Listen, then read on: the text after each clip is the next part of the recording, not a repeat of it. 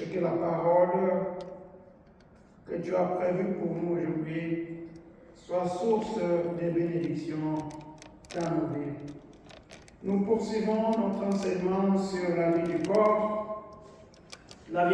du Christ.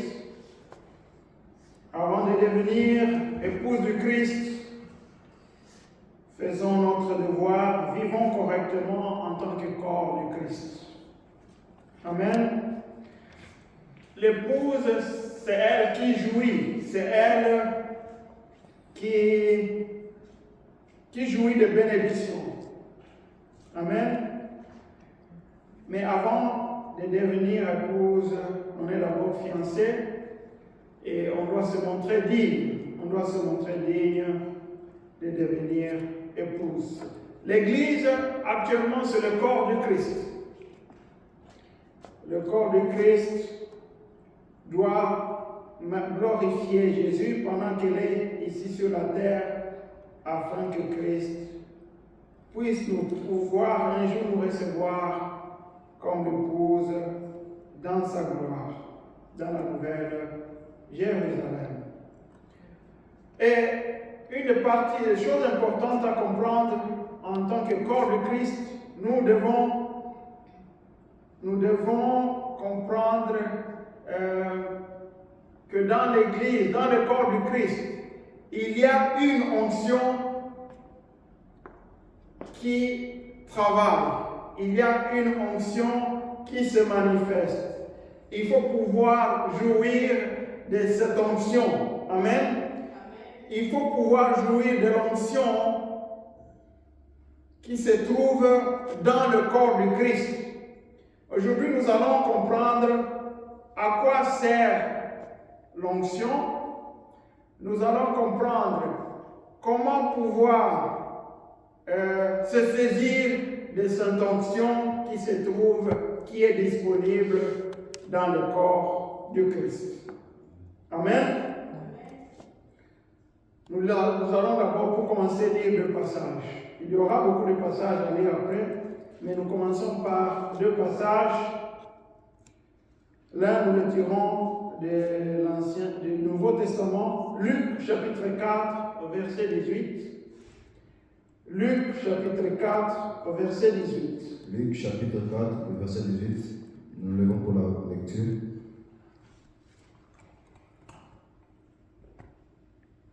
L'Esprit du Seigneur est sur moi, parce qu'il m'a consacré par l'onction pour annoncer la bonne nouvelle aux pauvres. Il m'a envoyé pour guérir ceux qui ont le cœur brisé. Amen. Amen. Amen. Ça, c'est Jésus-Christ qui parle. Il était dans une synagogue à Nazareth et il parle de lui-même. En fait, il cite un passage du livre d'Ésaïe, il se l'applique lui-même. Amen. Nous allons alors dans le psaume 133, le psaume de David, psaume 133. Le verset. Tous les passages, il n'est pas long le verset. Psaume 133, je le Seigneur Jésus-Christ. Oh, qu'il est agréable, qu'il est doux pour des frères de demeurer ensemble. C'est comme l'huile précieuse versée sur la tête qui descend sur la barbe d'Aaron et sur les cols de ses vêtements. C'est comme la rosée de Hermon qui descend sur les hauteurs de Sion. En effet, c'est là que l'Éternel envoie la bénédiction, la vie pour l'éternité. Amen. Amen. On peut s'asseoir. Nous avons vu le premier passage, le passage où Jésus s'applique un passage de l'Ancien Testament. Il y a une prophétie d'Ésaïe dans l'Ancien Testament que Jésus lit et il s'applique ce passage. Il dit: l'Esprit du Seigneur est sur moi parce qu'il m'a oint. Il m'a oint pour annoncer une bonne nouvelle aux pauvres. Il m'a envoyé pour guérir ceux qui sont... Ah bien, Jésus s'applique le passage de l'Ancien Testament, il montre en fait que celui loin de Dieu, celui loin du Seigneur, celui qui a été choisi, oint, ça signifiait quelque chose à laquelle on a appliqué l'huile. Oindre, c'est mettre de l'huile sur la tête, mettre de l'huile sur quelque chose. Donc, on peut dire, lorsque nous nous levons le matin, que nous mettons l'huile de la pommade sur notre corps, nous pouvons dire que nous sommes en train de nous oindre. Mais, dans l'Ancien Testament, cette action de mettre l'huile sur la tête de quelqu'un, c'était d'abord une huile spéciale. Elle avait des composés spécifiques qui devaient être à l'intérieur. Et cette huile avait été recommandée par l'Éternel à Moïse pour pouvoir la mettre sur certains individus, sur certaines personnes, pour pouvoir faire un travail spécifique pour le Seigneur. C'est la première personne, je crois, si je ne me trompe pas, à recevoir l'huile d'onction, c'était Aaron. Aaron, le premier sacrificateur, il était chargé du service dans la tente d'assignation. Dans le tabernacle du Seigneur, Aaron faisait le travail d'être dans le service, en fait. Non seulement Aaron, mais aussi ses fils ont aussi obtenu l'onction. Ils ont obtenu une onction spéciale pour montrer qu'ils étaient appelés à faire un travail spécifique. Dans l'Ancien Testament, il n'y a pas que les sacrificateurs qui recevaient l'onction. Il y avait aussi certains rois qui avaient obtenu, qui étaient investis comme rois par onction. Le prophète, le serviteur de Dieu, venait avec une fiole, un instrument de corne, il versait de l'huile sur leur tête pour montrer qu'ils devenaient des personnes spéciales. Ainsi, Saül a reçu l'onction de Samuel, et David, nous connaissons l'histoire, a reçu l'onction de Samuel. Beaucoup d'autres rois ont reçu l'onction pour devenir de rois. Nous connaissons aussi l'histoire d'Élisée. Lorsque Dieu a appelé Élisée, il a dit à Élie, va oindre Élisée comme prophète après toi. Donc, on ne sait pas, on ne raconte pas l'histoire quand Élisée a reçu cette onction, mais on se souvient de la recommandation du Seigneur qui a demandé à Élie d'aller oindre Élisée. Donc, dans l'Ancien Testament, il y a beaucoup de personnes qui reçoivent l'onction, mais c'est pour montrer qu'ils servent un service spécial pour le Seigneur. Il y a aussi des endroits ou des objets spécifiques qui devaient recevoir une certaine onction pour montrer que ces endroits étaient spéciaux. Ainsi, les autels, les objets qui servaient dans le temple, on mettait aussi de l'huile de l'onction sur eux. Mais je voudrais indiquer une chose. Le mot onction est utilisé plusieurs fois dans l'Ancien Testament. Mais dans le Nouveau Testament, le mot onction est utilisé seulement 5 fois.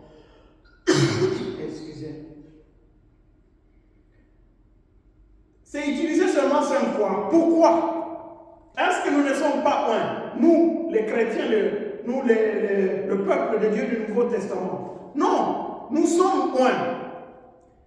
La raison pour laquelle le mot onction est utilisé moins de fois dans le Nouveau Testament, c'est parce qu'on emploie le mot Christ dans le Nouveau Testament. Christ signifie Messie loin de Dieu. Amen. En fait, dans le Nouveau Testament, l'onction est sur la tête. Amen. Christ, c'est loin de Dieu.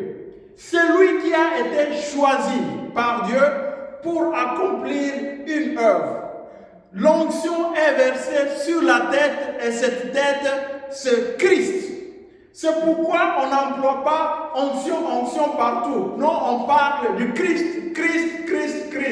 Et les onctions qui sont dans l'Ancien Testament, en fait, sont les ombres de l'onction véritable qui se trouve en Jésus-Christ. Ainsi, Aaron, il est le grand sacrificateur dans l'Ancien Testament, mais il représente Christ dans le Nouveau Testament. Si vous lisez le livre des Hébreux, vous voyez que Jésus est représenté comme le grand sacrificateur pour nous tous. C'est lui qui offre le sacrifice devant Dieu pour nous. C'est lui qui intercède pour nous. C'est Jésus-Christ qui est le grand sacrificateur. C'est lui qui a reçu la véritable onction de Dieu. Amen. Donc, vous comprenez que le Nouveau Testament, loin de Dieu, la personne ointe de Dieu, pour nous, c'est Jésus-Christ. C'est Jésus-Christ. Mais rappelez-vous que nous avons lu un passage. Un passage du psaume 133. Ce passage dit quoi? Ce passage dit: il est bon quand les frères sont unis. C'est comme l'huile qui est versée sur la tête d'Aaron et qui descend. Elle descend à partir de la tête. C'est en ce moment-là que l'huile descend vers le bas. Donc, nous comprenons que Christ a été oint et il a été oint après son baptême. Vous vous rappelez le passage lorsque Jésus a été baptisé par Jean-Baptiste? Dès qu'il est sorti de l'eau, le Saint-Esprit est descendu sur lui sous forme de colombe. Et la voix du Père qui a dit: celui-ci est mon Fils bien-aimé. Donc, c'est après le baptême que Christ reçoit l'onction de Dieu. Cette huile a été placée sur lui. Il a été choisi par Dieu pour être celui qui doit accomplir l'œuvre de Dieu. Mais cette huile ne s'arrête pas sur la tête. Il est la tête du corps. L'huile coule toujours à partir de la tête et c'est à partir de la tête qu'elle descend vers le bas. L'huile coule à partir de la tête. Nous sommes en fait oints, mais nous sommes uniquement oints en Christ. Nous sommes oints, mais nous sommes oints en Christ. Il n'y a aucun serviteur de Dieu du Nouveau Testament qui peut déclarer que par lui-même il est oint. Non, il n'y a personne. Même si tu accomplis des miracles, tu es oint, oui, mais tu es oint en Christ. L'onction se verse sur la tête et elle descend sur le corps. L'onction est versée sur la tête c'est Christ. Il est la tête de l'Église, c'est lui qui reçoit, qui a reçu l'onction, et à partir du moment où tu fais partie de son corps, en ce moment-là, l'onction peut descendre sur toi. L'huile est toujours versée sur la tête et elle descend dans le corps entier. Donc nous sommes oints, oui nous sommes oints, mais nous sommes oints en Christ. C'est en Christ que nous sommes oints du Saint-Esprit. Alors, comment pouvoir obtenir cette onction? Comment devons-nous faire pour avoir l'onction de Dieu? Chaque membre du corps ici, comment pouvons-nous avoir cette onction? Première chose dont il faut absolument tenir compte, demeurer attaché à la tête. Amen. Demeurer attaché à la tête. Si tu veux recevoir quelque chose qui a été versé sur la tête, tu dois rester attaché à la tête. Tu dois rester attaché à Jésus-Christ qui est la tête de l'Église. Nous avons déclaré le dimanche dernier que Christ est la tête du corps de l'Église. L'Église, c'est un corps. Christ est la tête. C'est lorsque nous sommes attachés à lui que l'onction coule en nous. Nous devons rester attachés à la tête. La relation entre Christ, le Saint-Esprit et l'Église, c'est comme la relation entre la tête physique, le corps et les nerfs. Vous savez que dans notre corps ici, il y a des nerfs qui envoient des messages. Chaque partie de notre corps a des nerfs qui relient directement à la tête. C'est à partir de la tête que les signaux, qu'il y a communication vers chaque membre de la tête, chaque membre du corps. Lorsque tu coupes la relation, lorsque tu coupes le nerf qui relie la tête à la partie du corps, il y a ce qu'on appelle une paralysie. Amen. Tu peux être attaché au corps, mais lorsqu'il n'y a pas les nerfs entre toi, ou les nerfs ne fonctionnent pas, quand on a la paralysie, c'est ce qui arrive.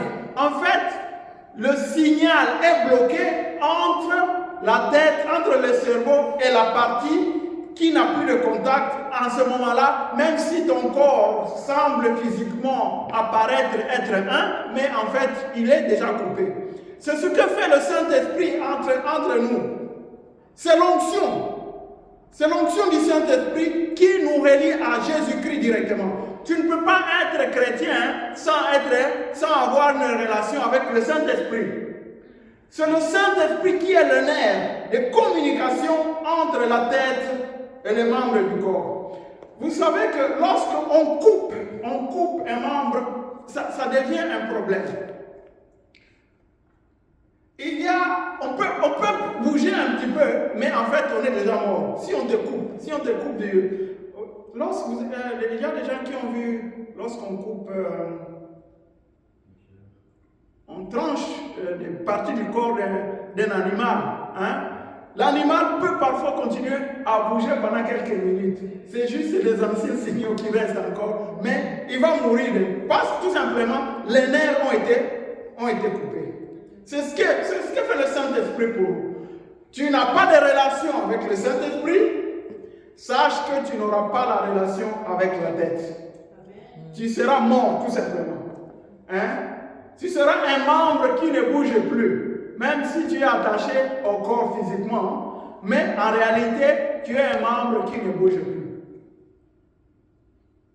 Donc, nous avons besoin de l'onction, et cette onction, pour pouvoir l'avoir, c'est important que nous soyons attachés à quoi? Attachés à la tête. Et la tête, c'est Jésus-Christ. Et nous devons avoir la relation avec le Saint-Esprit. La deuxième chose que nous devons avoir pour avoir cette onction, nous devons détruire en nous la chair. Il faut détruire la chair, il faut ensevelir, c'est-à-dire mettre dans le tombeau quoi? La chair.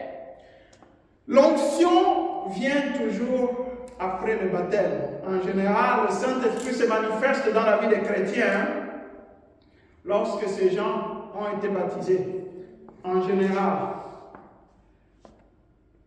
Il faut ensevelir en nous la chair. L'amour du péché détruit en nous la relation avec le Saint-Esprit et fait que nous ne soyons plus en contact avec la tête. L'huile d'onction de l'Ancien Testament ne devait pas se verser sur tout le corps, ne devait pas se verser sur toute chair. Elle se déverse uniquement pour des objets consacrés au Seigneur. Tu ne peux pas être une personne de n'importe quelle vie et croire que l'onction va fonctionner sur toi. Non. Tu dois d'abord faire mourir en toi le péché, faire mourir en toi la vie naturelle et faire uniquement ressusciter. L'onction doit se déverser sur les choses qui sont consacrées à Christ. Troisième chose qu'il faut absolument avoir, nous devons rester en communion avec le corps, en communion avec le corps, ne pas se détacher du corps. Il y a des chrétiens qui croient qu'ils peuvent garder une relation directe avec Christ en se détachant du corps, en se détachant du reste, les autres membres du corps du Christ. On ne peut pas avoir une bonne relation avec Christ alors qu'une partie de nous-mêmes, alors que nous-mêmes, nous ne sommes pas en relation avec nous-mêmes. C'est un problème. Si tu es un chrétien et que tu n'es pas uni à Christ, si tu es un chrétien et que tu ne veux pas joindre les autres chrétiens, sache que ta relation avec la tête est en train d'être coupée.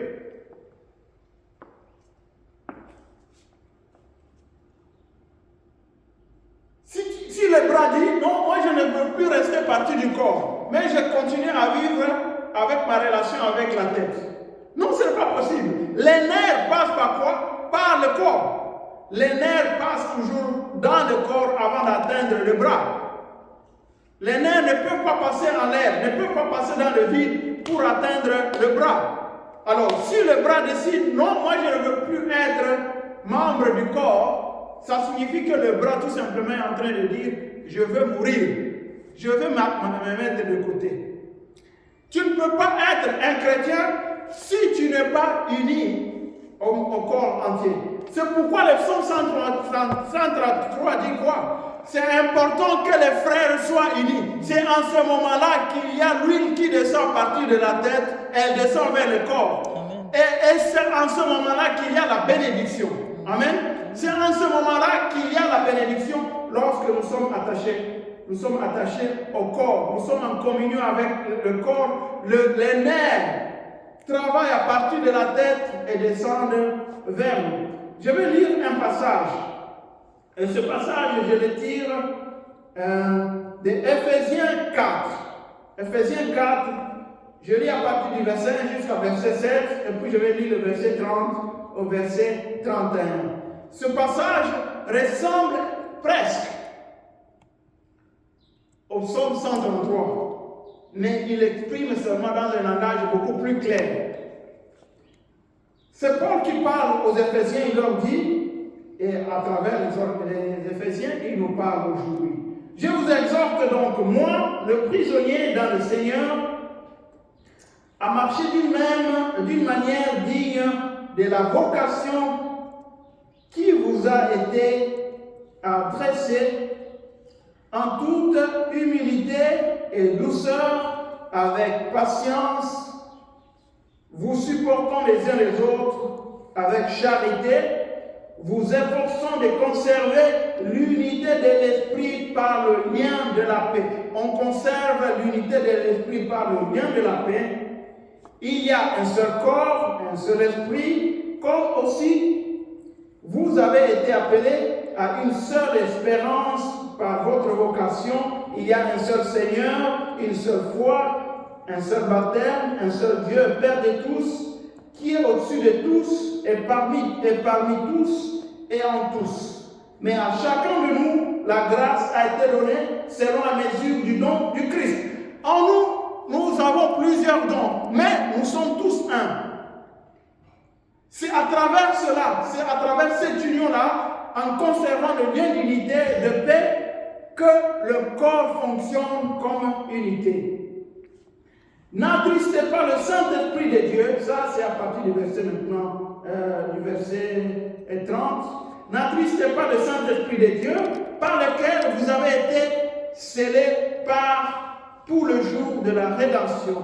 Que toute amertume, toute animosité, toute colère, toute clameur, toute calomnie et toute espèce de méchanceté disparaissent du milieu de vous. Vous comprenez, c'est très important pour que le Saint-Esprit puisse travailler, puisse faire son œuvre dans le corps du Christ. Il faut que les chrétiens soient unis et ils doivent être des personnes qui sont en paix. Des communautés où les gens ne sont pas en paix, le Saint-Esprit ne peut pas agir. C'est à ce moment-là que l'onction disparaît dans la communauté, dans l'Église. Amen. Et s'il y a des gens qui vivent dans les péchés, sachez que ce sont des personnes qui sont en train de détruire l'onction qui devrait normalement couler dans l'Église. Elle détruit. Donc on obtient l'onction de cette manière-là. Restez attachés à la tête. Restez attachés au corps. Vivre dans la vie de la sanctification. C'est très important. C'est très important ces trois aspects-là pour pouvoir obtenir l'onction, pour avoir l'onction en tant que corps. Rappelez-vous que cette onction, c'est une onction collective, c'est une onction commune à nous tous. Elle nous vient de la tête. Elle nous vient de la tête. Le dernier point que je voudrais souligner aujourd'hui, c'est à quoi nous sert l'onction. À quoi nous sert l'onction? Par l'onction, nous devons comprendre que c'est à travers elle que la grâce coule de la tête au corps. C'est à travers notre relation avec le Saint-Esprit que la grâce de Dieu coule à partir de Jésus-Christ vers nous. En fait, l'onction, c'est l'opération du Saint-Esprit dans l'homme. C'est l'opération, c'est l'action du Saint-Esprit dans l'homme. Le Saint-Esprit transmet les pensées du Christ. Le Saint-Esprit transmet les pensées du Christ à tous les membres. Donc c'est très important d'avoir une relation, une communion avec le Saint-Esprit. Tu ne peux pas avoir une communion avec le Saint-Esprit si tu t'écartes du corps. Tu ne peux pas avoir une relation avec le Saint-Esprit si tu vis dans le péché. L'huile ne se déverse pas. L'huile, on la met sur la tête, on ne la met pas sur n'importe quelle histoire. Amen.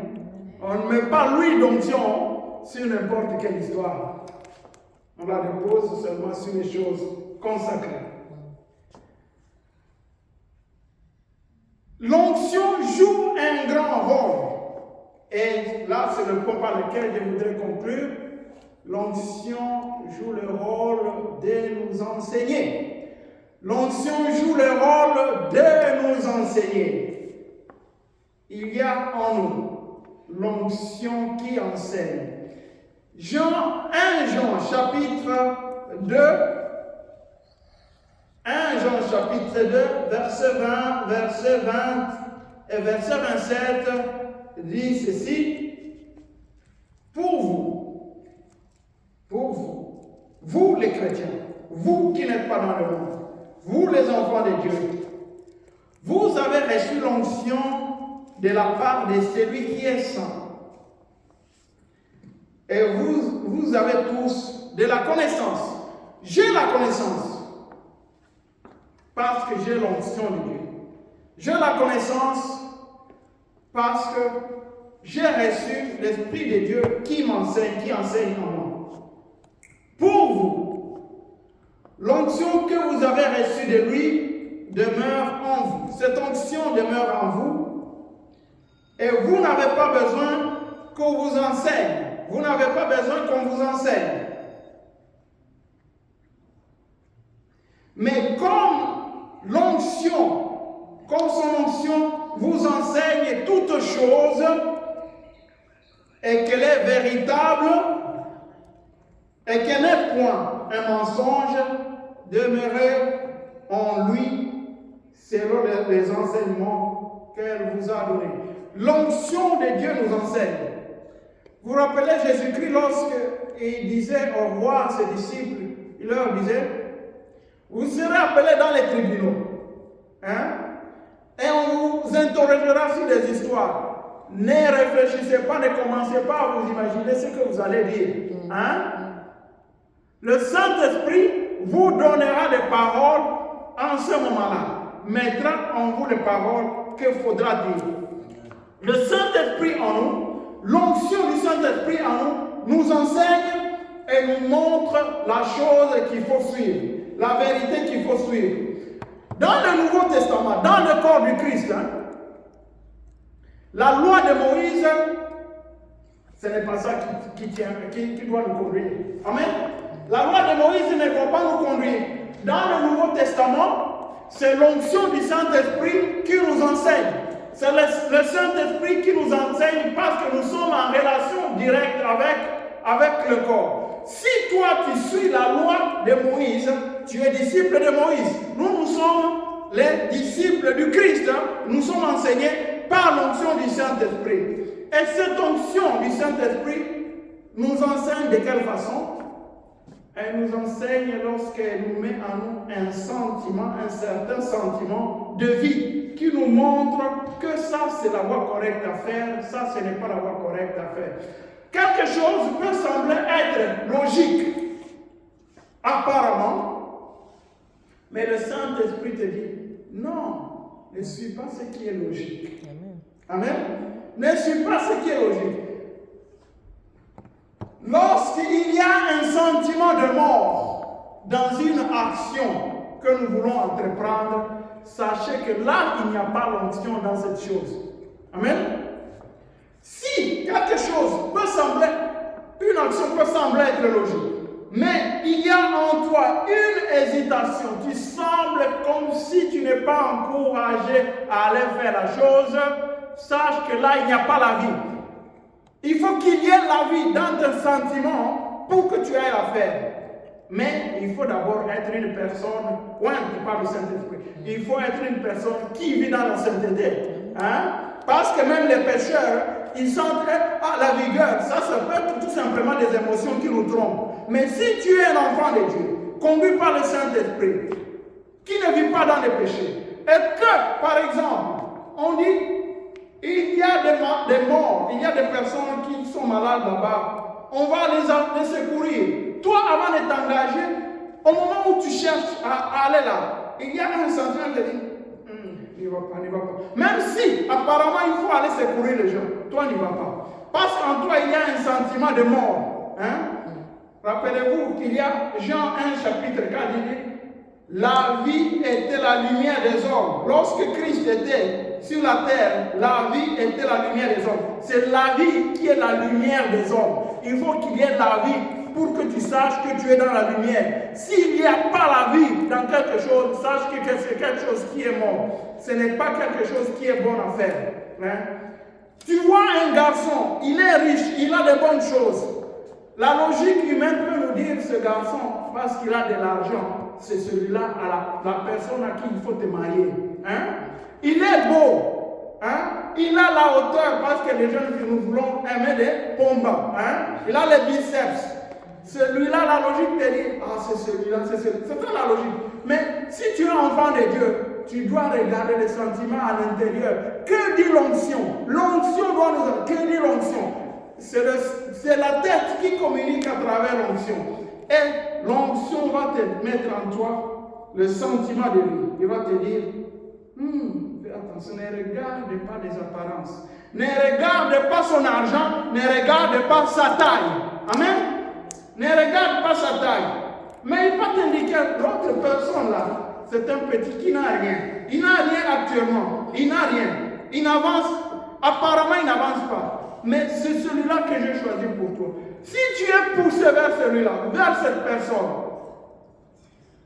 s'il y a des sentiments de vie, mais je répète, il faut que tu sois une personne qui a en bonne relation avec Dieu d'abord. Parce que les hommes ordinaires sont poussés par n'importe quel sentiment. Il faut que tu sois une personne qui est poussée qui vit dans la communion avec le Seigneur.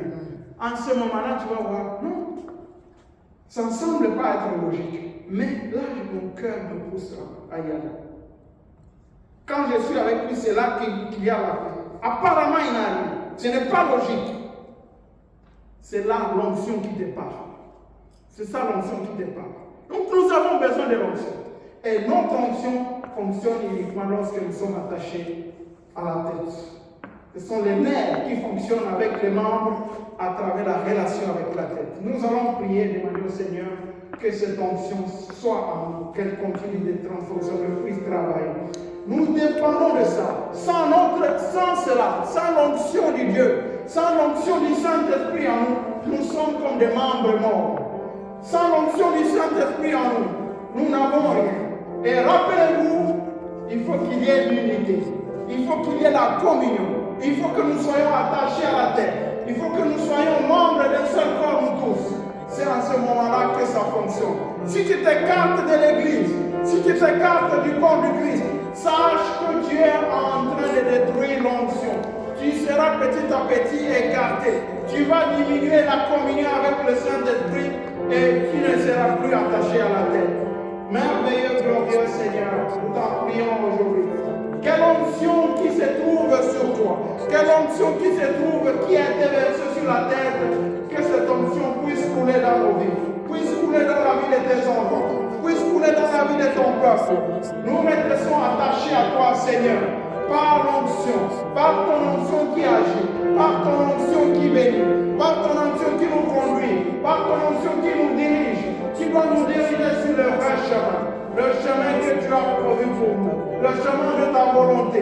Je t'en supplie, Seigneur, que notre relation avec le Saint-Esprit puisse réellement être une relation profonde.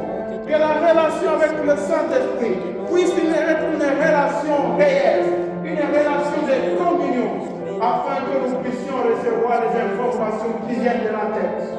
Que nous puissions rester liés à la tête dans une relation véritable qui nous conduit vers la victoire. Merci Seigneur, parce qu'aujourd'hui tu as permis que cette parole puisse venir. Cette parole est accompagnée de bénédictions. Cette parole est accompagnée de grâce. Cette parole bénit ton peuple aujourd'hui et tous les jours de leur vie. Amen.